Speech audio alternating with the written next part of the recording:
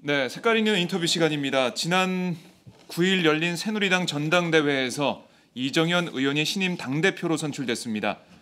이정현 대표 체제 이후 청와대와 여당이 한몸처럼 일사불란하게 움직이고 있는데요. 민생을 외치면서 노동개혁법 등을 밀어붙일 가능성이 더 커졌습니다. 이에 대한 야당의 대응 더욱더 주목이 되는데요. 그래서 더민주 새 지도부가 선출되는 8.27 전당대회와 각 지역 위원장 선출에 관심이 모아지고 있습니다.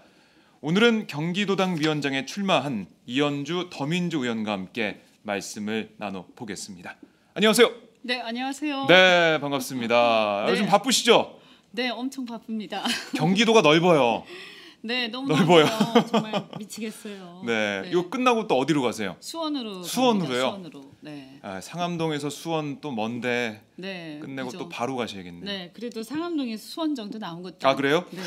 뭐 이렇게 수원 아니 평택에서 네. 뭐 저기 동두천 막 이런 그것도 동선도 있습니다. 그래요. 네. 정말 이 차에서 보내는 시간이 더 많을 것 같은 그런 느낌이 아, 드는데 그럼요. 차도 많이 막히고. 그렇죠. 이제 특히 주말 이럴 때는 오늘 저녁 때부터 또 난리인데, 그러니까 막 2시간 금요일에. 반씩 이렇게 달려서 네. 가서 2-30분 만나고 오고 그러면 정말 미칩니다. 정말. 네, 국회에서 대변인 하실 때 제가 인터뷰 하고 멘트도 좀 따고 막 그랬었는데 네. 여기서는 처음 뵙네요. 그렇네요. 네. 네, 자주 불러주세요. 네, 알겠습니다. 자, 먼저 저희 팟짱 애청자분들, 시청자분들께 인사 말씀부터 해주세요. 네, 카메라 이거 보시면 됩니다. 네, 알겠습니다.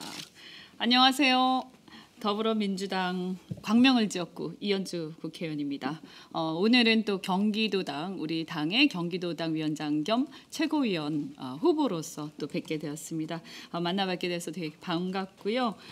그리고 이렇게 기울어진 운동장인 그 언론 상황에서 우리 시청자들 이렇게 막힌 속을 뻥 뚫어주는 그런 팟짱 출연하게 돼서 영광입니다. 네, 반갑습니다.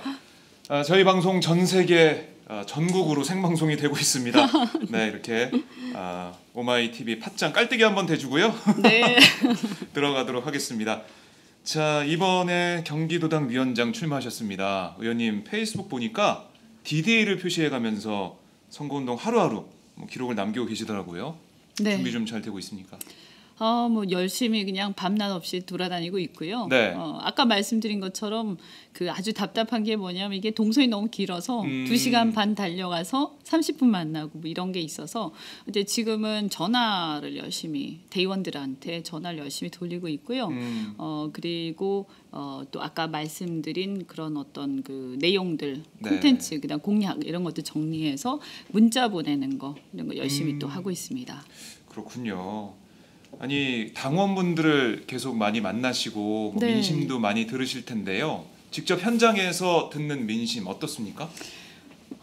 좀 쓴소리도 좀 많이 나올 것 같아요. 많이 나오죠. 네. 네. 또 제가 그 쓴소리를 잘 들어드리거든요. 네. 그러니까 또 듣다 보면 그냥 계속 말씀하세요. 그럼요. 예, 네. 예. 그래서 먼저 뭐냐면 일단 먹고 사는 게 굉장히 힘들지 않습니까? 그런 상황에서 야당 특히 이제 우리 당에 거는 기대에 네. 또 국민들이 현명하게도 교차 투표까지 해주셔서 다 살려줬는데 그러게요. 그 살려줬더니 뭐 그렇게까지 시원하게 뭐 하는 것 같지 않다 이런 얘기들도 많이 하시고 그다음에 또 말씀들 또 많이 하시는 게 걱정이 많으세요. 일단 대의원들을 주로 만나다 네. 보니까요. 대의원 정도 되시면 그 당에 대한 애정과 그다음 정책 식견이 그럼요. 굉장히 높으신 분들이거든요. 근데 그분들 입장에서는 내년 대선 앞두고 이게 뭔가 분위기상으로는 박근혜 정부에 대한 반발 그리고 저항 이게 굉장히 강해서 야당으로 정권이 넘어가야 될 것 같은데 객관적으로 상황을 보자니 좀 답답하고요. 그다음에 이번에 특히 이정현 대표가 네. 대표가 되셨잖아요. 그 그렇죠. 새누리당에. 네네. 그래서 그거에 대한 우려 이런 것도 굉장히 큽니다. 네. 그렇군요. 네. 아니, 사실 우리 국민들께서 여소야대 전국되면서 사이다처럼 시원한 그러니까. 정치 이런 걸 좀 보고 싶어 하셨습니다. 날도 더운데 네. 사이다 같은 그런 정책, 대안 그리고 뭐 발언이라든가 네. 이런 걸 좀 많이 기대하셨는데 지금 뭐 저도 뭐 주변에 친구 만나 보면은 제가 이제 취재를 하고 국회 출입하고 있으니까 야, 왜 이렇게 야당 못하냐 이런 얘기를 하세요. 그래서 네, 조금 하여튼 좀 답답하실 것 같고요. 네. 이제 제가 봐도 이렇게 뭔가 이렇게 이슈를 잡아서, 그러니까 지금 예를 들면 이슈는 괜찮아요. 뭐 건강보험에 대한 개선안도 내놓고, 네. 또 뭐 전기세, 뭐 전기료 누진세 관련된 것도 물론 좀 한 발 늦긴 했지만 그래도 네. 열심히 쫓아가고 있고 그렇긴 한데, 문제가 뭐냐면 그게 이렇게 정치적 이슈로서 힘을 갖고 팍 밀어붙이지 못하는 것 같아요. 네. 근데 그런 이슈가 나오면 또 여당이 또 한 발 물러서 버려요. 그러니까 같이 싸워야, 이게 옛날에 무상급식이라든지 네. 이런 것처럼 같이 세게 싸워줘야 이게 딱 부딪히면서 스파크가 일어나고 또 이슈가 커지고 이러는데, 민생 이슈다 보니까 이제 여당 입장에서는 그 반대를 하긴 좀 그렇지 않습니까? 네. 이제 그러다 보니까 그냥 어정쩡하게 그냥 흐지부지 되거나 또는 좀 물러서거나 이렇게 해서 그 이슈가 커지지 않고 그냥 잦아드는 경우도 많고, 또 이게 잘 됐을 때 이 홍보를 대대적으로 좀 하지 않는다. 그런 아쉬움들이 좀 있습니다. 네. 네, 저는 뭐 지역구에서 홍보를 대대적으로 많이 하거든요. 아, 그러세요? 왜냐하면 일을 열심히 해야 되지만 그리고 일 안 하고 홍보하는 건 안 되죠. 그게 사기니까. 네. 근데 열심히 했으면 100%한 거 120% 만들어서 해야 되는 거 아니냐, 저는 그렇게 생각하고요. 네네. 상품이 아무리 좋아도 요즘에는 포장을 잘 해야 되지 않습니까? 그렇죠. 그래서 그런 것들을 저도 또 도당위원장 되면 좀 열심히 해볼 생각입니다. 네. 사실 국민들이 체감할 수 있는 그런 정책과 대안을 야당에서 만들고 거기에 대해서 논의가 되고 이슈가 되고 사람들의 관심을 가지면 좋을 텐데 네. 좀 안 되고 있는 상황이에요. 지금 언급하셨다시피 홍보 잘하시고 일을 열심히 하겠다 이런 말씀이신데, 이번에 경기도당 위원장에 출마하셔서 계속해서 선거운동하고 계신데요. 왜 경기도당 위원장에 출마하게 되셨나요? 이제 뭐 여러 가지 말씀드리자면 길지만 네네. 두 가지 역할이 있어요. 최고위원으로서의 역할, 그리고 도당위원장으로서 역할. 네. 원래 이제 옛날에는 도당위원장과 최고위원 분리돼 있었는데 이거를 혁신안에서 두 개를 같이 합했습니다. 이제 아직 안 해봤기 때문에 그 어떤 게 더 좋을지는 모르지만 여하튼 네. 저는 당선되게 되면 두 가지 같이 수행하게 되고요. 최고위원으로서 역할은 아무래도 내년 대선을 이제 이끌게 되는 그 지도부가 됩니다. 그렇죠. 그래서 네. 제가 볼 때는 그래도 이제 대선에서 이기기 위해서는 뭐가 필요하냐? 첫 번째는 변화가 좀 필요하고요. 그다음 두 번째는 당내 그리고 당 바깥의 야권 세력들하고 네. 통합이 좀 필요합니다.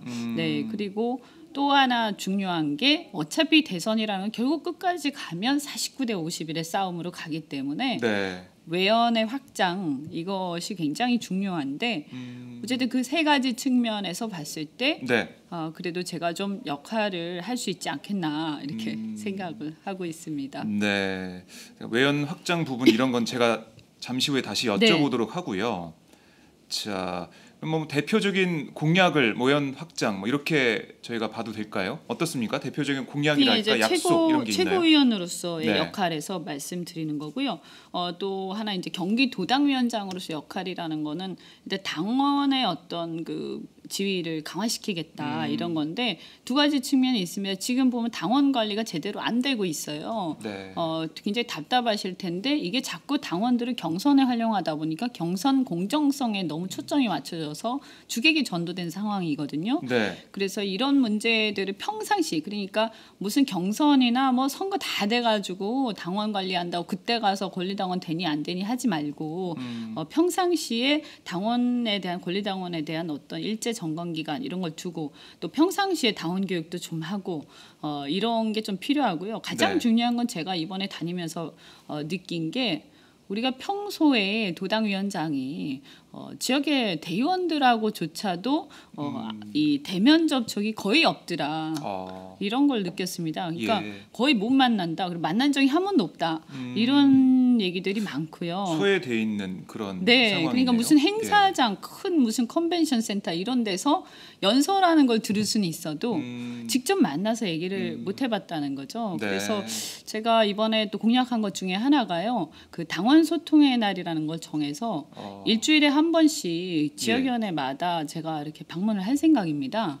그래서 그것도 무슨 짜잔 이렇게 해서 뭐 국민의례하고 뭐 저 국회에 대한 경례하고 뭐 인사 내비 그러면 이렇게 형식적인 인사가 말고, 아니라, 예, 그 예. 너무 그러면 앉았다가 가면 동원된 느낌이거든요. 네. 그래서 그냥 앉아서 차 한 잔 마시면서 그냥 이런저런 얘기하고 또 이런저런 얘기 끝에 나온 것들에 대해서 피드백 드리고 그렇게 그게 뭐 3분, 4분이 되든 뭐 10분 이상이 되든 어쨌든 문자를 보내서 방문하니까 혹시 말씀하시고 싶은 대화 나누시고 싶은 분은 뭐 지역위원회 사무실이나 뭐 어디로 뭐 어떤 카페나 뭐 이렇게 오시라 이러면 네. 그냥 오셔가지고 편하게 뭐 번개 담소. 모임처럼 그렇죠, 모여서 번개같이. 예, 네, 차 근데 한잔 하고 그거를 저는 일주일에 한 번은 꼭 하겠다는 네. 거죠. 네.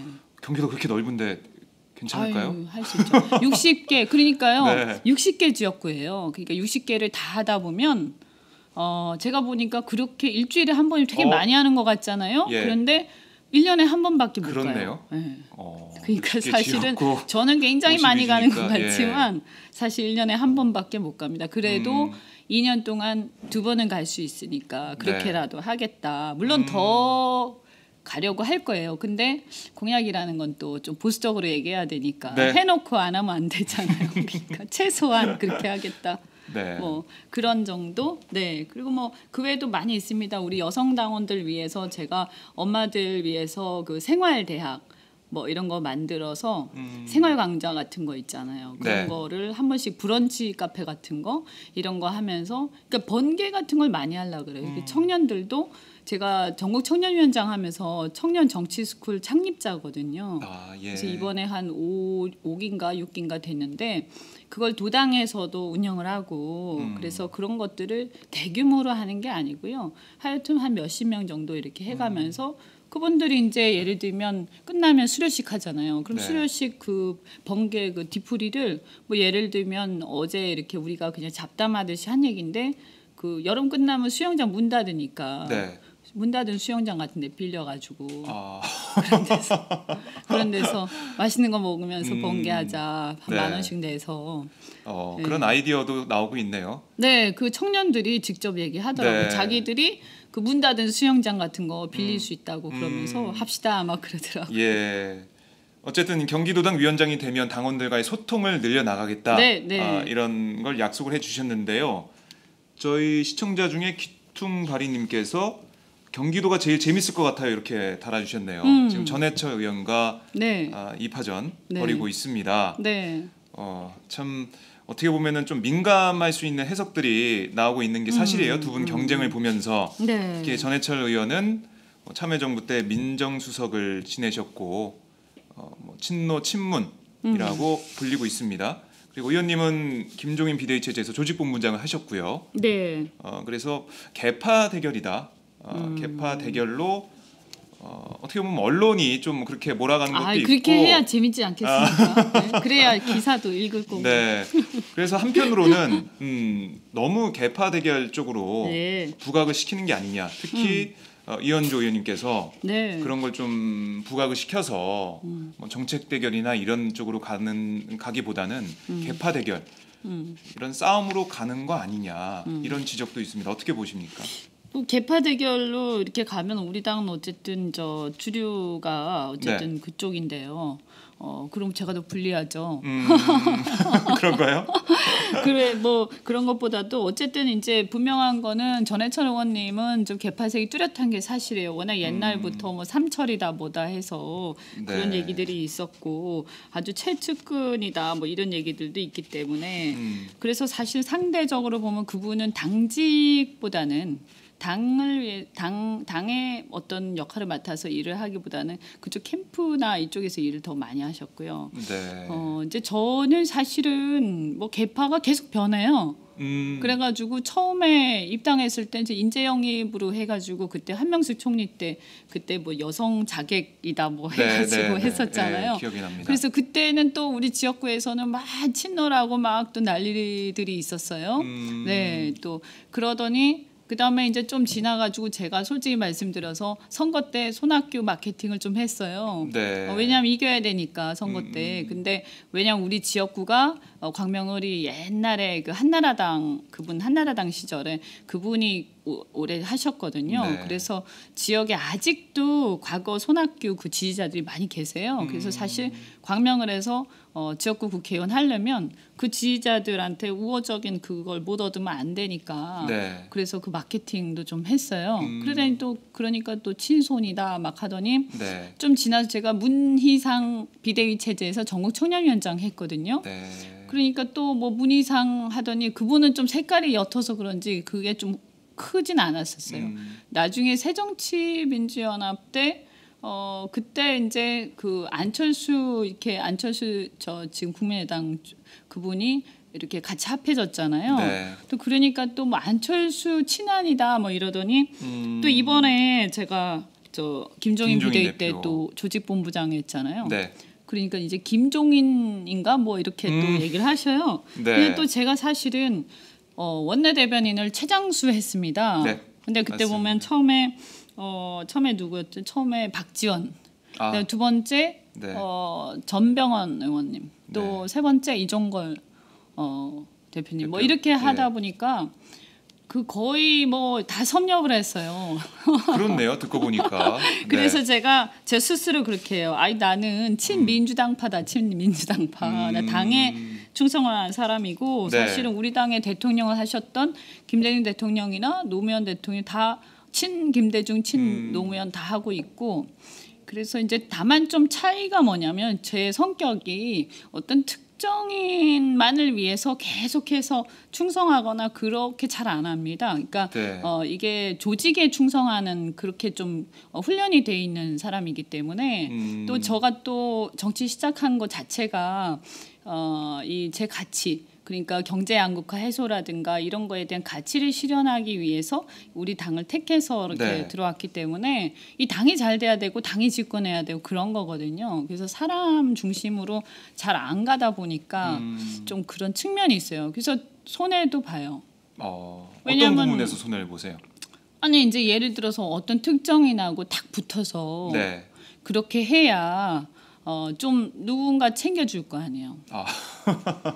근데 이제 좀 오해를 하다 보면 네. 뭐가 그렇게 잘났냐 뭐 이렇게 생각할 수도 있는 거거든요. 그러니까 좀 예. 서운할 때가 있을 때도 있죠. 이렇게 그 양쪽 또는 뭐 세 개, 네 개 계파가 막 이렇게 움직일 때 이렇게 하다 보면 이렇게 빠지는 그리고 어떨 때 보면 대신에 또 좋은 점은 네. 항상 이렇게 중용되기도 하고 이렇게 능력을 보고 그냥 누가 지도부가 되든 중용된 면이 네, 있다. 뭐 어쨌든 누가 지도부가 되든 네. 그분이 그쪽 지도부에서 이런 일을 하자라고 하면 그 일에 최선을 다하니까요. 네, 뭐 사양하거나 그러지 않거든요. 사실 이 개파라는 게 뭐 이른바 친노 친문이란 것 자체 뭐 제가 친노 쪽 인사들하고 얘기를 해보면은 아니 그 비전과 가치에 따라서 우리가 얘기를 하고 그리고 정책을 만들고 그러기 위해서 함께 의견을 나누는 뭐 그런 면에 있어서는 뭐 개파라는 것 자체가 나쁘지가 않은데 왜 친노 친문을 그렇게 어떻게 보면은 다른 쪽에서는 뭐 공격을 하냐 그런 게 뭐가 나쁘냐 이렇게 또 주장하시기도 하십니다. 어떻게 보십니까? 그래서 뭐 출마 선언문에 이런 말씀하셨잖아요. 기득권 정치, 낡은 세대 정치를 비판하셨는데 네. 이런 뭐 친노 친문 쪽에 이런 주장 반박 어떻게 보십니까? 아니 뭐 예. 저는 그분들 입장에서 그렇게 생각할 수도 있겠지만 이런 네. 측면 좀 보셨으면 좋겠어요. 그러니까 예를 들어서요, 뭐 경제민주화파라든가, 네. 그죠? 뭐 안보파라든가, 뭐 그런 것도 있을 수 있잖아요, 그죠? 뭐 아니면 장애인 복지파라든가, 뭐 여러 가지 하여튼 그런 것들을 중심으로 네. 포럼을 만들고 거기에서 그런 그 지향을 하면서 같이 결속시켜 나가고 그건 저는 좋다고 생각하거든요. 저도 지금 당내에서 경제민주화 정책 포럼 조화로운 사회라는 그거 대표를 맡고 있어요. 네. 그래서 각 계파 분들이 다 모여 있는데 그런 건 좋은데 이제 어떤 사람을 중심으로 이렇게 모이다 보면 그게 어떤 가치라기보다는 그 사람하고의 인간관계, 그 사람하고의 인연을 중심으로 모이게 되거든요. 자연스럽게. 네. 그러니까 예를 들어서 우리가 소위 친노라고 했을 때 뭐 바깥의 친노는 노무현 대통령이 좋아하는 분들이시죠. 뭐 그런 관점에서 보면 저도 친노죠. 근데 그게 아니고 이제 정치권에서 친노라고 하면 대개는 노무현 대통령 시절에 참여정부에서 같이 함께 일하셨던 분들을 주로 많이 얘기를 하거든요. 네. 그러면 아니 그때 그러면 같이 일하셨던 분들 말고는 그럼 뭐 어떻게 같이 하기 어려운 거잖아요. 그러면 또 공천을 그분들이 해줘서 받는다. 그래서 친노가 된다라고 보는 것 자체도 네. 그것도 보면 공천이라는 것을 그럼 줄 서서 해야 되는 그런 문제들이 있는 거고 그래서 조금 뭐 지금 시대에 이렇게 맞는 잣대는 아닌 것 같다. 그래서 우리가 그런 어떤 개인에 대한 그 개인을 추앙하고 따르는 건 좋지만 그 정신 노무현 정신을 지금 우리 당에 계신 누가 부정을 하겠어요. 네. 그러니까 그걸로 자꾸 잣대를 긋다 보면 예컨대 저처럼 저는 정치를 시작을 뭐 그렇게 시작한 게 아니고 네. 나중에 이제 열심히 일을 하다가 제 나름대로 과거에 어려운 그 경제적으로 어려움 많이 겪고 또 그것 때문에 어머니 돌아가시고 이런 것들을 보다 보니까 뜻한 바 있어서 정치권에 왔는데 네. 제가 예전에 참여정부 때 인연이 있을 리가 없잖아요. 그럼 뭐 굉장히 좀 소외감 느끼죠. 솔직히 말씀드려서. 네. 네. 그리고 우리가 앞으로 집권을 하는 게 중요하지 네. 과거에 같이 집권을 했다 이게 중요한 게 아니잖아요. 그리고 국민들이 볼 때는 그게 굉장히 과거지향적으로 들릴 수도 있는 거거든요. 네, 예. 네, 그래서 그런 부분들은 이제 우리가 좀 지양하고 뭔가 미래의 어떤 가치를 가지고 우리 이거 하려는 사람들이다. 네. 우리는 뭐 예를 들어서 경제민주화에 목숨 거는 사람들이다. 뭐 이렇게 한번 해보는 게 좋지 않겠나. 그래서 네. 제가 그런 생각으로 그 포럼도 만들고 했습니다. 네. 네. 뭐 그런 의미에서 뭐 기득권, 낡은 정치 그런 네, 걸 청산해야 된다. 그런 줄 타파해야 세우기 된다. 뭐 그래서 나는 예전에 참여정부에 같이 있었으니까 저 사람 지지해야 되고 뭐 예를 들어서 또 지금 그런 것도 마찬가지잖아요. 지금 경기도당 위원장 선거도 하고 당대표 선거도 하는데 네네. 그거 할 때도 뭐 그런 인연과 이런저런 것들을 가지고 이렇게 나는 저쪽 파고 너는 저쪽 파니까 우리는 여기를 지지를 해야 돼 이래가지고 그 밑에 대의원들한테도 다 지시하고 이렇게 하면 그러면 이게 정말 제대로 된 인재를 뽑을 수가 없지 않나요? 네. 이 친노 친문 문제 어떻게 보면 줄 세우기식 뭐 그런 여러 가지 부작용이 있다 이런 말씀이신데요. 친노 패권이라는 건 당에 있었나요? 어떻게 보세요? 뭐 이런 주장에 대해서 그쪽에 계신 분들은 친노 패권이 과연 있었냐? 패권이라는 건 없었다. 악의적인 그러니까 프레임이다 이게 이제 이렇게 주장하십니다. 제 생각에는 네. 이게 용어가 좀 잘못 만들어졌다 이렇게 생각하는데 예. 왜냐하면 뭐 친노가 친노무현이라고 한다면 그게 나쁜 얘기가 아니지 않습니까? 그래서 굉장히 그 용어 자체 조합이 친노 플러스 패권 이게 굉장히 네. 기분 나쁘죠. 특히 노무현 대통령 지지하시는 분들이 들으면 그 자체도 있었어도 안 되는 거예요. 네. 근데 보통 우리가 친노 패권이라고 하면 그런 의미가 아니고 예컨대 이제 과거에 노무현 대통령 모셨던 분들 사이에서 네. 그렇게 그런 인연을 가지고 뭉쳐서 그분들이 끼리끼리 뭔가 자꾸 하려는 그런 배타적인 어떤 습성을 갖고 있을 때 그걸 비판하는 얘기로 하는 거거든요. 네. 근데 그건 만약에 그런 게 있다면 그거는 좀 지양하는 게 옳고 또 사실은 그분들이 일부러 나쁘게 하려고 하는 게 아니지만 우리가 사람이라는 게 동문과 여러 가지 인맥이나 학연 지연 이런 결국 따라가게 되잖아요. 네. 그러다 보니까 그런 현상들이 나타나는 건 저는 자연스럽다고 생각해요. 그러나 우리는 이제 집권을 해야 되고 또 여러 가지 우리가 민주적인 정당을 지향하는 입장에서 네. 특별히 좀 조심해야 된다 이런 생각은 합니다. 예, 그런 오해를 받지 않게끔 네. 조심해야 된다. 네. 지금 그 의원님이 보시기에는 그런 모습이 당에 아직도 남아 있다 이렇게 보시는 거죠. 그래서 그런 걸 없애야 된다. 이제 이번에 네. 저 경기도당 위원장 선거 네. 네 결과가 좀 네. 보여주지 않을까요? 결과가 보여줄 네. 거다. 네. 저는 희망을 걸고 있습니다. 네. 그러니까 예를 들어서 내년 대선에서 누가 경기도당 위원장이 돼서 누가 대선 국면에서 경기도 선거를 같이 함께 그 대통령 후보가 누가 되실 거 아니에요? 뭐 그렇죠. 예를 들어서 지금 가장 유력한 뭐 문재인 후보가 되실 수도 있는 거고요. 네. 그랬을 때 그분과 같이 선거운동을 경기도당 위원장이 했을 때 누가 하는 것이 더 득표율 상승에 도움이 될 것인가 이런 관점에서 봤을 때 뭐 제가 그냥 뭐 저 스스로 그냥 얘기하는 거지 외람된 얘기긴 하지만 네. 저는 저라고 생각을 해요. 그리고 아마 많은 분들이 그 점에 대해서는 전략적으로 공감하시지 않을까 싶습니다. 그러면 우리가 내년 지도부를 구성하는데 가장 중요한 것은 누가 좋고 싫고의 문제가 네. 아니라 전략적으로 대선에서 이기는데 누가 더 유용할 것인가, 누구를 써야 할 것인가, 누가 저 자리에서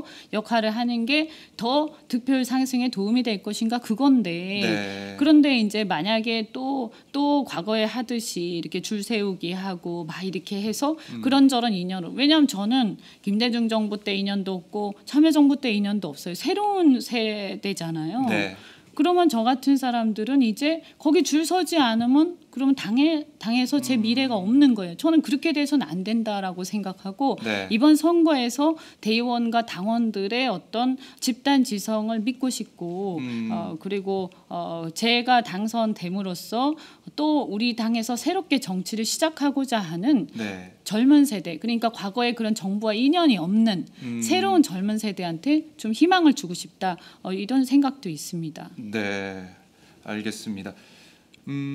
어쨌든 이번에 그 당원들께서 어떤 선택을 하느냐, 네. 거기에 관심이 모아지고 있는데 외연 확장 얘기를 하셨단 말이죠. 네, 지도부가 네. 되면은 네. 외연 확장을 해야 된다 이런 말씀하셨는데 저희가 이 얘기를 좀 해보고 뭐 다른 주제로 좀 넘어가 보겠습니다. 네, 네. 외연 확장력 이런 말씀 각종 인터뷰에서 강조 많이 하셨는데요. 네, 네. 아까 뭐 강점에 대해서는 좀 말씀해 주셨고 이렇게 여쭤보겠습니다. 당내에서는 아까 말씀하셨듯이 문재인 전 대표의 독주가 좀 예상이 됩니다. 네, 지금 네. 뭐 여건이 지금 현상적으로 상황은 보면 그렇죠. 네. 문 전 대표로는 어떻습니까? 대선에서 승리할 수 있다고 좀 보시는 편인가요? 아니면은 뭔가 좀 다른 후보들이 들어와서 좀 더 치열하게 경쟁하고 역동성을 발휘하고 뭔가 드라마틱한 그런 게 필요하다고 보시나요? 제가 볼 때는 이제 문 대표가 이렇게 본인의 그 어떤 잠재력을 다 발휘하지 못했다 이런 그냥 제 희망 섞인 이제 견해기도 하고요. 네. 또 어떻게 보면 사실 지난 대선 때에는 사실 그냥 엉겁결에 어떻게 나온 것 비슷한 것도 좀 있었잖아요. 보면 막 밀려서 이렇게 네. 초반에 준비를 본인이 내가 나가야겠다가 아니라 이렇게 막 이렇게 주변에서 이렇게 해가지고 네. 또 그냥 나오고 또 여러 가지 상황에 밀려서 그냥 의사결정들을 하게 되는 상황들이 있었는데 한번 그렇게 실패를 하셨기 때문에 아마 깨달으신 게 많으실 거다 이렇게 생각하고 네. 좀 더 나은 모습을 분명히 보여주실 거라고 기대를 하고요. 네네. 다만 이제 그런 계기들이 있어야 되잖아요. 그냥 무난하게 가면 사람이라는 게 자기의 잠재력을 끄집어내기가 어렵고 또 저희한테 보여주시는 게 중요한 게 아니라 사실은 그때 찍지 않았던 혹은 그때 찍었지만 지금은 실망해 있는 많은 사람들한테 그걸 보여줘서 그걸 표로 연결해야 되는 거거든요. 네. 그랬을 때 이제 저는 그런 어떤 계기들을 만들어내서 이슈를 만들고 그리고 그 컨벤션 효과를 통해서 보여줘야 된다. 그래야 그분이 그대로 후보가 된다 하더라도 네. 본선에서 경쟁력이 있게 되는 거죠. 근데 지금 상태로 그냥 무난하게만 가면 네. 굉장히 그 걱정되는 요인들이 많이 있습니다. 이제 첫 번째는 이번에 그 이정현 대표가 되셨지만 새누리당에서 지금 사실은 이제 호남 민심이 많이 흔들린다는 얘기를 듣고 있거든요. 그래서 새누리당에서 호남 사람이 대표가 되네 이래가지고 그러면 뭐 더민주한테 실망해서 국민의당 갔는데 국민의당도 실망스러우니까 이제 새누리당 한번 우리 생각 좀 바꿔볼까 이런 그런 움직임도 뭐 크진 않지만 있다고 들었고요. 네.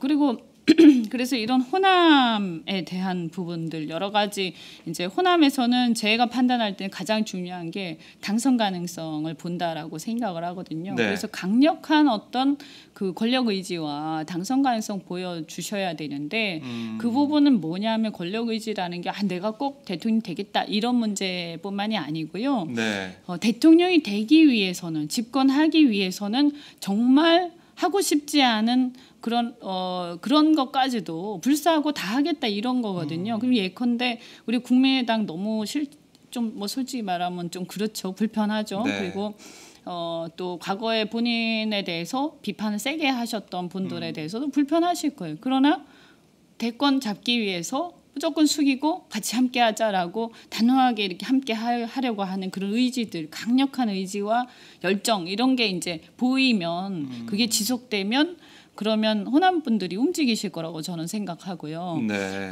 그다음에 또 예를 들어서 그뿐만이 아니고 뭐 여러 가지 또 보수층이나 중도 보수가 갖고 있는 불안감 같은 거 있잖아요. 네. 그런 것에 대해서도 우리 당이 또 받쳐주면서 당이 함께 가면서 우리 당의 색깔로 좀 커버도 하고 또 본인도 그것에 대해서 좀 많이 이렇게 또 노력을 또 하셔야 네. 될 거고요. 그래서 이제 그런 여러 가지 지금 극복해야 될 부분들이 있는데 그리고 또 하나가 이제 그분도 아마 스스로 최근에 말씀하신 것 같아요. 네. 그 변화와 뭐 통합 그리고 외연 네. 확장 이런 게 필요하다 이런 얘기 어제 부산에서도 말씀하신 것 같고 그렇습니다. 예 그다음에 또 어떤 지나치게 지도부가 편향되면 또 대선에서 어려워질 수 있다 이런 비슷한 말씀도 언론에서 제가 본 것 같은데 네. 그러니까 뭐냐면 이분이 우리가 그 전에 갖고 있었던 이분에 대한 나쁜 고정관념들을 일소시킬 수 있는 그런 계기들을 계속 만들어 드려야 되는 거죠. 그래서 그걸 위해서는 저는 어쨌든 대선에서 많은 그 후보자들과 토론 네. 그리고 치열한 어떤 경쟁이 반드시 필요하다. 그래서 그런 것들을 통해서 국민들이 그러면 이렇게 관심 있게 지켜볼 거야. 재밌네. 네. 지켜보다 보면 문재인 대표에 대해서 그 전에 부정적으로 생각하셨던 분들이 그 일소되는 어떤 계기들이 있을 거예요. 그런 것들을 거쳐서 그 사이에 오해한 것도 있고 또는 굉장히 성장하신 부분도 있고 그렇구나라고 좀 생각을 할 수 있어야 된다. 네. 그래서 이대로 아마 그냥 가도 된다. 이거는 사실 굉장히 좀 아니한 생각이죠. 그리고 네. 사실 우리 상대가요. 박근혜 대통령이 아니잖아요. 그죠? 그렇죠. 네. 새로운 후보가 나오겠죠. 그러니까 저는 이제 거기에 대해서 우리가 정말 심각하게 봐야 된다고 보는데 네. 박근혜 대통령이 상대라면 당연히 이기죠. 네, 당연히 이기죠. 그건 뭐 말할 필요가 없는데 네. 지금의 새누리당 후보는 뭔가 참신한 사람이 나올 것이고 그 사람들이 바보가 아닌데요. 얼마나 치밀합니까? 네. 그래서 제가 가장 두려워하는 후보는 유승민 대표가 저쪽에 후보가 되어서 나오면 네. 어떻게 하나. 그러면 갑자기 저 스스로도 뭔가 얻어맞은 것처럼 띵하거든요. 네. 지금 이정현 대표가 선출이 됐지만 네. 이정현 대표 같은 경우는 대통령한테 맞서는 게 정의라고 하는 그런 사람은 여당 의원 자격이 없다라고까지 얘기하면서 완전 유승민 의원을 친박이시죠. 네, 완전 친박. 겨냥했는데 네. 만약에 새누리당에서 역발상으로 유승민 의원이 대선 후보가 된다. 그러면은 뭔가 더 힘들어진다 이런 말씀이시잖아요. 그렇죠. 그러니까 이제 과거에 우리 경험했잖아요. MB 정부 때 얼마나 그때 MB 너무너무 싫어하고 네. 또 국민들이 그래서 우리가 사실 대부분 우리가 이길 거라고 생각했을 거예요. 그래서 그때 2012년 총선 때도 사실 굉장히 방심을 했죠, 당이. 그래서 예상 외로 좀 그 생각보다는 그 못한 성적을 올렸는데 네. 그때처럼 저는 아주 사실 박근혜 후보가 그 당시에 그렇게까지 MB랑 각을 세우면서 나올 거라고는 생각을 못했을 거예요, 국민들이. 네. 특히 저희 쪽에서는. 근데 완전히 각을 세우면서 이게 지금 보면 순 엉터리였고 다 거짓말이었지만 그렇죠. 어떤 또 그런 쇼를 한단 말이에요. 근데 유승민 같은 분은 지금 보면 중간에 야당 지지층까지도 상당히 지지를 많이 받고 계신데 이분 같은 사람이 그러니까 끝에 가서 이대로는 안 되겠다. 우리 네. 뭔가 비상 상황이 필요하다라고 새누리당 쪽에서 판단을 한다면 그래도 야당 후보보다 낫지 않나라고 해서 그런 사람 못 세우리라는 법은 없거든요. 네. 어쨌든 다크호스가 버티고 계신 거잖아요. 그래서 우리는 그런 상황까지도 가정해서 준비하지 않으면 안 된다는 거죠. 네. 예. 무슨 말씀인지 이번에 알겠습니다. 지면 예. 끝이니까요. 저는 뭐 끝이라고 생각합니다. 이번에 정권을 못 찾아오면 끝이다. 예, 네. 그렇게 생각합니다. 그 직후에 바로 지방선거 있지 않습니까? 예. 근데 지방선거에서 뭐 몇 달 안에 하는 지방선거기 때문에 이 허니문 네, 기간이라서 대통령한테 힘을 실어주는 그런 투표 결과가 나올 그러면 수가 있죠. 뭐 만약에 단체장들 싹 바뀌게 되면 사실 기초단체장들이 여당으로 넘어가면 풀뿌리 정치마저도 말살이 되기 때문에 네. 지금보다 훨씬 더 우리가 체감하는 변화 나쁜 쪽으로 변화가 일어날 겁니다. 네. 예, 우리가 저 지역 곳곳에서 우리가 하고 있는 어떤 그 마을 정치, 마을 만들기 같은 그런 우리 뭐 무상급식 뭐 여러 가지 이런 것들이 송두리째 흔들릴 네. 수 있다라고 아하. 저는 생각합니다. 지자체 장들까지 바뀌게 되면 그런 일이 벌어질 수 있다 이런 우려인데요. 자, 사실 문재인 대표가 지금 뭐 지지율에서 야권, 막권 다 찾아보면은 뭐 1위도 계속 하시는 모습 보였고요. 지금 반기문 뭐 사무총장이 1위로 나오는 여론조사가 많이 보이긴 하지만 어쨌든 내년 대선으로 가는 길에 그런 뭐 역동성이나 그리고 뭔가 드라마를 쓸 수 있는 그런 면들이 좀 필요하고 그래서 문재인 후보 같은 경우도 본인이 업그레이드되고 좀 더 바뀔 수 있는 그런 계기가 필요하다 이런 정도로 좀 정리를 해보겠습니다. 자, 새누리당 얘기 나왔으니까 잠깐만 짚고 넘어갈게요. 이정현 대표 체제 이후 어제 누진제 개선이란 성과를 내기도 했는데 민생 이슈를 주도하겠다는 그런 모습으로 보여집니다. 자칫 아젠다 세팅 주도권이 새누리당으로 넘어가 버리는 게 아닐까라는 우려도 드는데요. 의원님 어떻게 생각하십니까? 그런 걱정을 좀 하고 있습니다. 네. 예. 그 이정현 대표의 특징이 이제 뭐 친박이라는 그런 강한 친박. 그래서 그런 면에서는 보면 그렇게 좋은 건 아니에요. 어차피 대통령의 레임덕이 이제 시작이 되었는데 그렇게 막 지나치게 대통령 에워싸는 모습들 이런 것들이 중간층에게 그렇게 좋게 보이진 않아요. 그래서 뭐 그건 이제 우리 당에서도 마찬가지고요. 네. 그래서 그런 의미에서 제가 너무 편향돼서는 안 된다라고 말씀드리는 거고요. 그런데 이제 한편 그분의 또 장점이 뭐냐? 지금 어쨌든 제가 순천에 갔을 때 몇 번 갔을 때 듣고 또 목격했던 바들인데 하여튼 지독하신 것 같아요. 지독. 네. 그러니까 이게 우리가 결국에는 유권자들로부터 표를 얻을 때 중요한 거는 우리는 어떤 이슈가 중요하다라고 생각하지만 실제로는 점점 이제는 이 유권자들이 발이 땅에 붙어 있는 그 정치인을 좋아한다 이런 생각이 들거든요. 네네. 그래서 자기가 지지 기반을 갖고 있는 그 지역에 최선을 다해서 정말 그 일반 그 서민들하고까지 일일이 다 이렇게 소통하고 네. 그리고 지역 곳곳을 같이 다니면서 거기 헌신적으로 시간을 쏟는 그런 후보를 좋아하는 것 같아요. 그리고 그래야 왜냐하면 국민들이 워낙 먹고 사는 게 힘들기 때문에 네. 그런 데서 어떤 그 공감대를 느끼고 정서적으로 함께 교감을 하는 거죠. 근데 그런 의미에서 이정현 대표가 굉장히 뛰어난 사람이고 네. 제가 듣기로는 마을회관에 가서 뭐 며칠 동안 그냥 아예 거기서 숙식을 하면서 그렇게 하셨대요. 네, 예, 그런 얘기 들었습니다. 그러면 결국에는 그 지도부가 어떻게 갈 것인가 예상을 했을 때 민생과 그 다음에 그 지역 곳곳에 그 뿌리까지 갈 것이다. 지도부의 입김들이 네, 라고 네. 저는 생각하고 그랬을 때 이게 우리가 만약에 자칫 뜬구름 잡는 그런 느낌으로 대응을 하거나 상대적으로 우리 지도부가 그렇게 피부에 와닿는 정책들을 또 실제로 몸으로 이렇게 보여주지 못했을 때 네. 굉장히 비교가 될 거라고 생각해요. 근데 지금은 사실 국민들이 원하는 게 자기 피부에 와닿는 정치를 원하거든요. 네.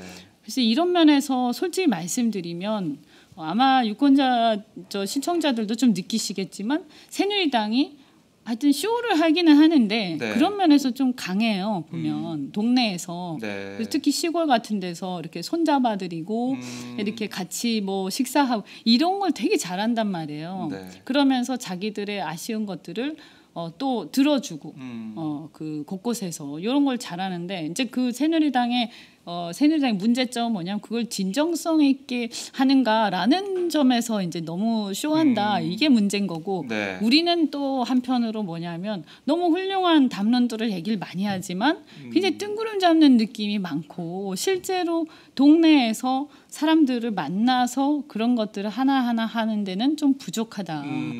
이런 게 또 우리의 단점이거든요. 네. 그러니까 그런 단점이 극명하게 드러날 수 있는 그런 대표인 거죠. 그래서 저는 이번 지도부는 그런 의미에서 상당히 이렇게 부지런하게 네. 몸으로 많이 때워야 된다고 현장으로 생각하고. 가서 민심을 그럼요. 많이 들어야 된다. 예, 그리고 민생을 그런 챙겨야 된다. 어떤 좀 아주 꼼꼼하게 현장의 피부에 와닿는 정책들을 네. 잘 내놔야 된다. 그래서 사실은 시도당 위원장 역할이 굉장히 중요하고요.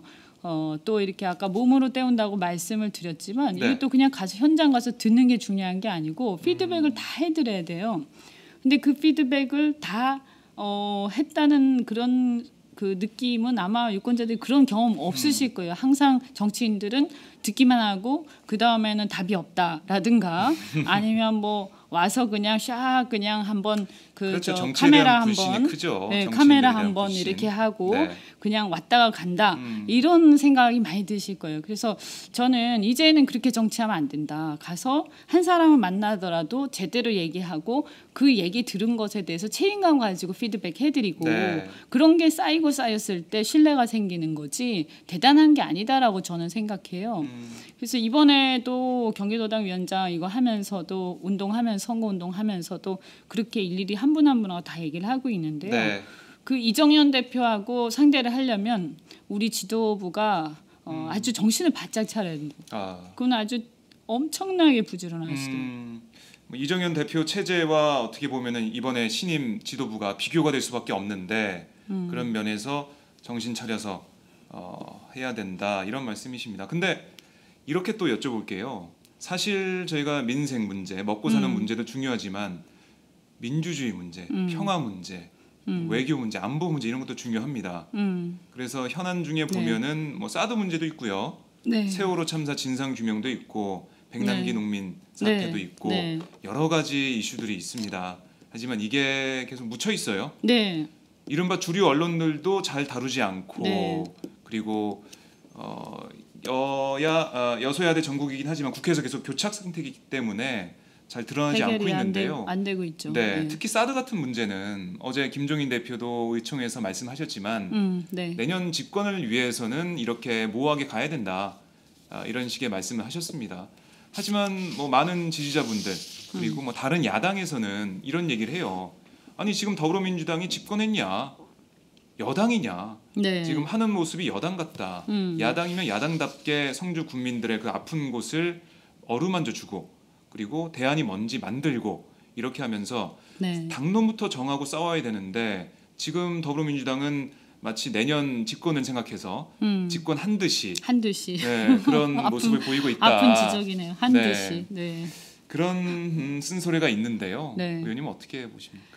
전 개인적으로는 분명히 반대를 해요. 그 실효성도 없는 거라고 생각하고 그리고 어떻게 보면 이게 결국 다른 문제가 아니라 정부가 한미 동맹 때문에 하는 거다. 뭐 그게 이유가 안보 문제 때문이든 아니면 무기를 팔고 그 무기 체계를 바꾸기 위해서든 결국 미국의 압력에 굴복한 건데 이 대미 외교의 실패라고 저는 생각을 합니다. 그래서 우리가 외교력이 굉장히 취약한데 네.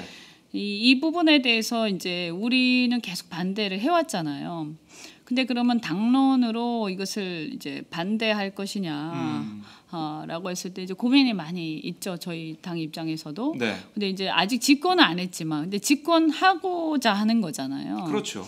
근데 이제 이게 전략적으로 저쪽이 이걸 가지고 이제 계속 이걸 프레임으로 몰고 가려는 의도가 명백해요. 뭐 이른바 반미 프레임, 종북 그렇죠. 프레임 뭐 이런 거죠. 뭐 종북 프레임 이런 거죠. 네. 뭐 그다음에 안보 무능 무관심 프레임 뭐 무책임한 정당. 네. 뭐 예를 들어서 예전에 그 한미 FTA 그거 재협상 이런 거하고 비슷한 스타일로 또 가는 듯한 느낌이 있어요. 그래서 이거를 저는 분명히 이렇게 생각합니다. 두 가지가 있었을 텐데 미국에서도 자기들의 어떤 그 대선을 앞두고 의도가 있었을 거고 지금 이 시기에 그거를 발표한 걸 보면 또 더더군다나 우리 정부도 반대를 그동안 해왔거든요. 근데 왜 이것을 받아들였을까?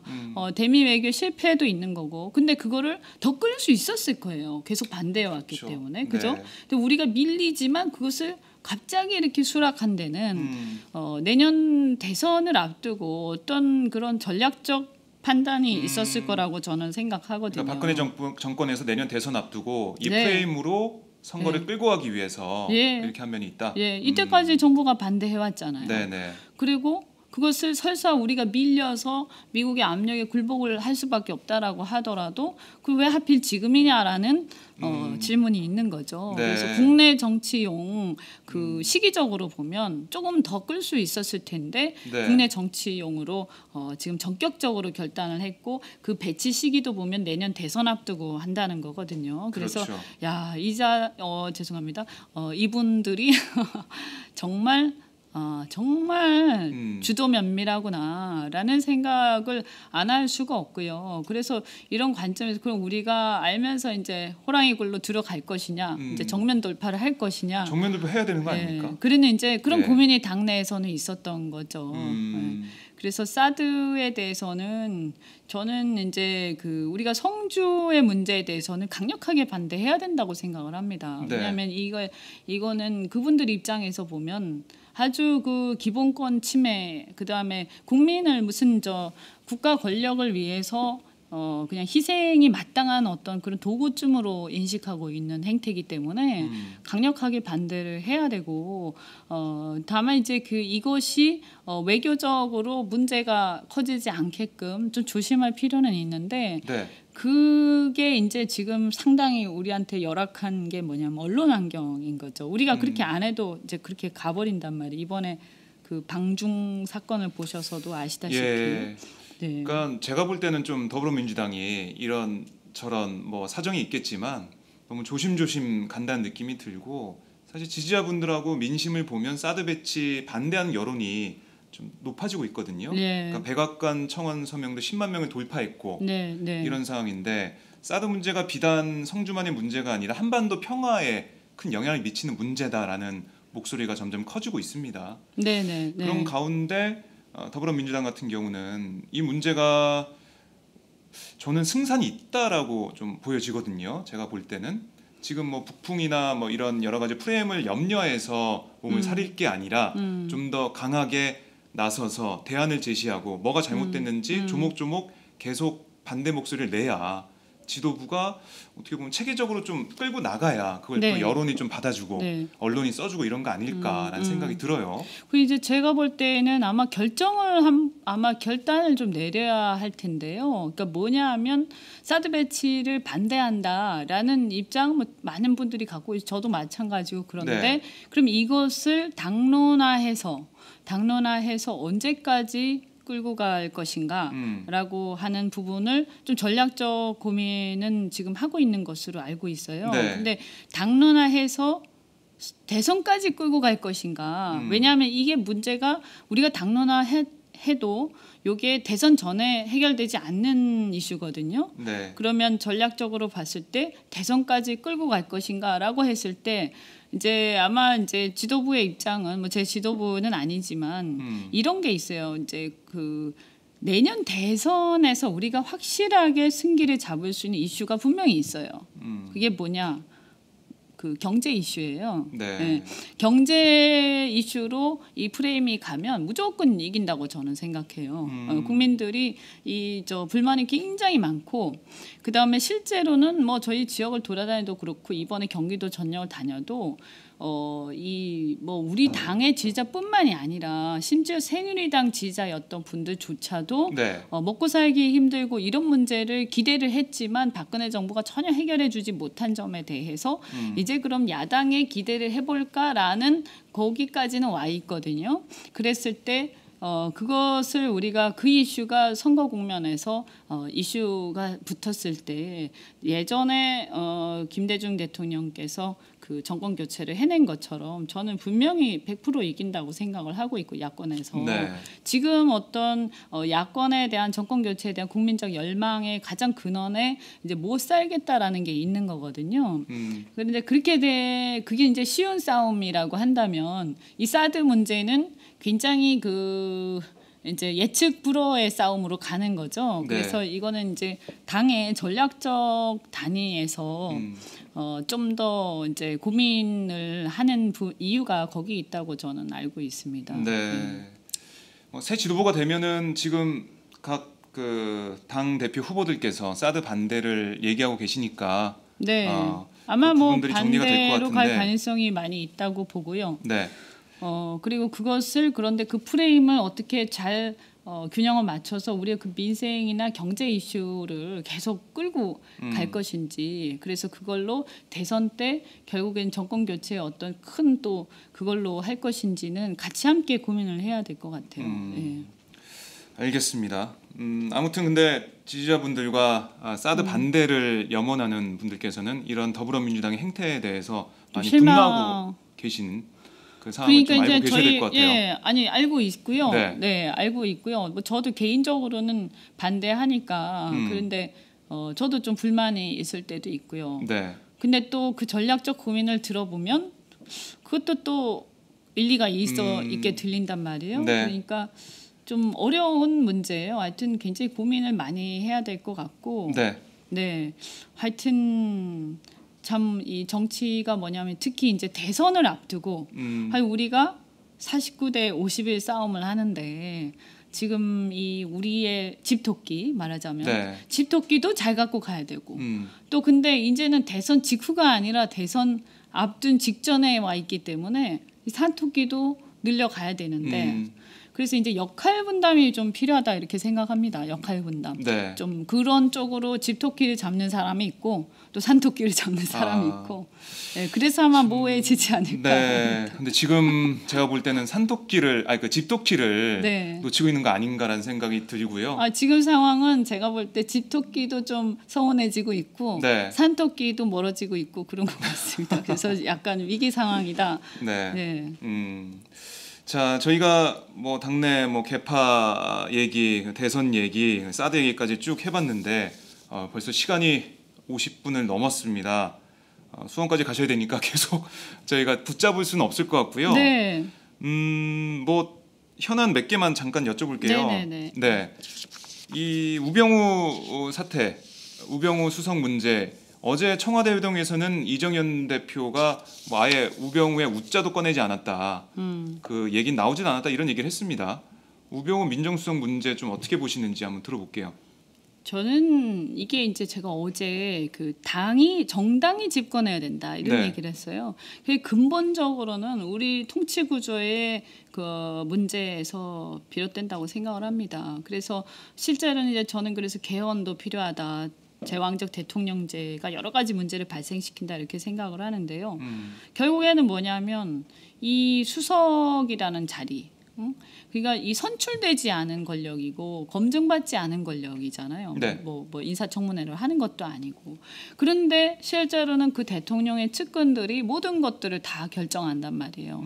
그렇게 됐을 때 이게 전행할 가능성이 많죠. 통제되지 않는 권력이기 때문에 아무도 통제할 수 없는 거거든요.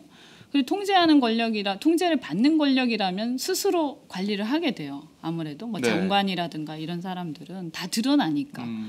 그래서 저는 우병우 수석 개인의 어떤 부분 이건 뭐 당연히 이제 자진 사퇴해야 되고 네. 또 지금 뭐 감찰만 받으면서 직무를 계속한다 이거는 뭐 말도 안 되는 거죠. 그래서 집무실이 아니라 그 검찰 주사실에 계셔야 되지 않나라고 생각을 하고 빨리 자진 사퇴하고 좀 제대로 된 조사가 이루어져야 된다라고 보는데요. 네. 말씀드린 것처럼 그걸 해결하는 것도 하지만 이게 이 건만의 문제가 아니라 계속 끊임없이 이 수석들의 어떤 전행들이 나오는 거잖아요. 결국 뭐냐? 당이 집권해야 되는데 자꾸 이렇게 측근들이 발호를 하다 보면 네.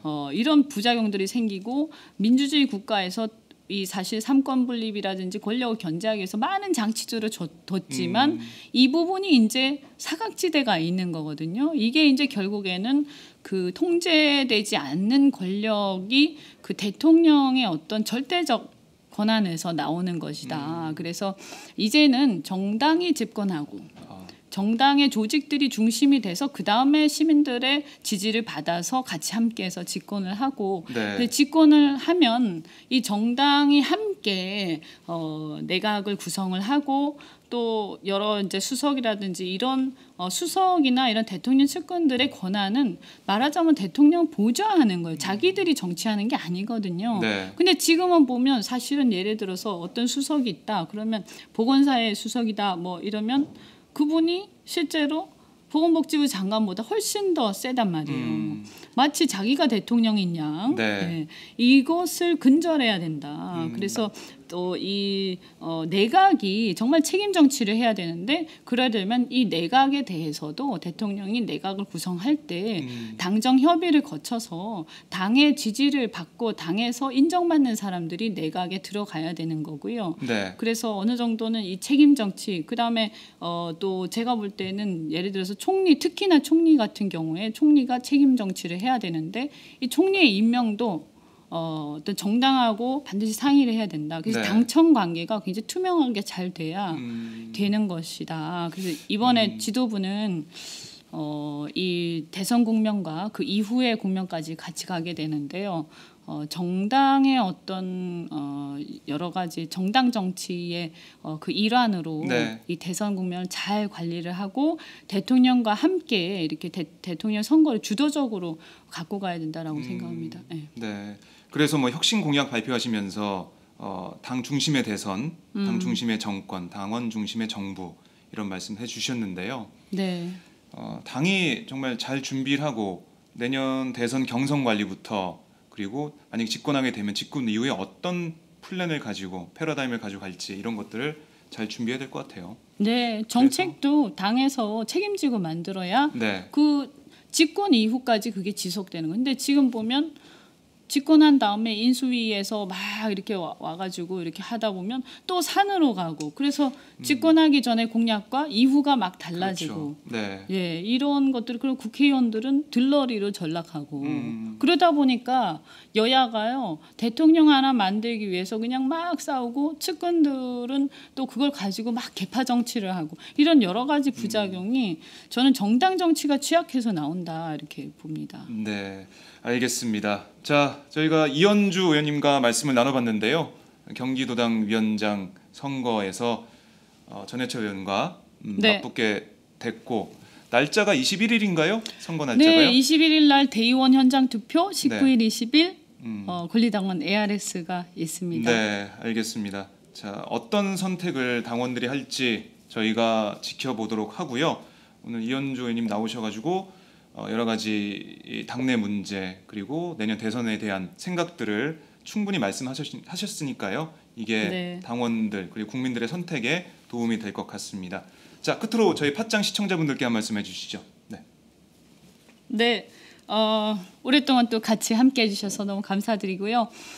어쨌든 간에 많은 시청자분들 내년 정권 교체 같이 함께 바라고 있지 않을까 이렇게 생각합니다. 같이 손잡고 정치는 조금씩 서로 다른 면이 있어도 같이 손잡고 가는 거라고 생각하고요. 저도 또 시청자 여러분 뜻 잘 받들어서 네. 열심히 뛰겠습니다. 감사합니다. 네, 고맙습니다. 오늘 말씀 잘 들었습니다. 네.